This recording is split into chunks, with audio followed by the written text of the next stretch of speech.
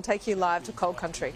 I think it's a great Australian success story, and employing 600 people, providing jobs not just to the 600 but to all of the subcontractors and others through the supply line. Probably another 800 families benefit because of this operation here. And as Lawrence pointed out, to talk to the apprentices as well, I thought was a real opportunity to hear from them and some of the challenges that people are facing at the moment.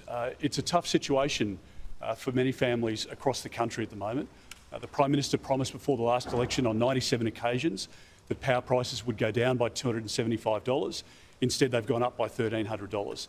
And the Prime Minister keeps saying that he'll dish out $150 each quarter or every 6 months, but that won't last beyond the election.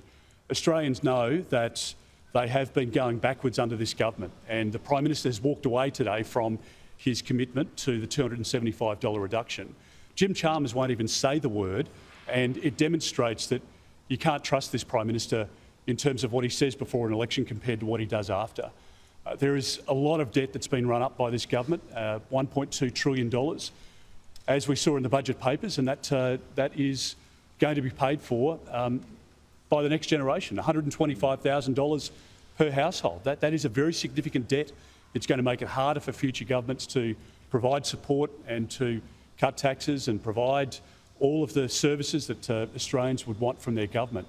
But that's what's happened under this Labor Party. What we're putting forward is a positive plan to get our country back on track. The next election really is about who do you trust to manage the economy, and managing the economy is the way in which you'll deal with the cost of living crisis that Labor's created. They have driven up the price of everything. Groceries are up by 30%. And one of the ways that we believe that we can help families is by cutting the price of fuel by 25 cents a litre. That will help families immediately, and we will do that immediately after the election. If Mr Albanese and the Greens are elected after the election, well, you get a 70-cent a day tax cut in 15 months' time. I think it shows the Prime Minister is out of touch with where Australian families and small businesses are at the moment. And I want to see businesses like this grow, not shrink. I want to see them employ more people, pay more taxes, contribute to services right around the country.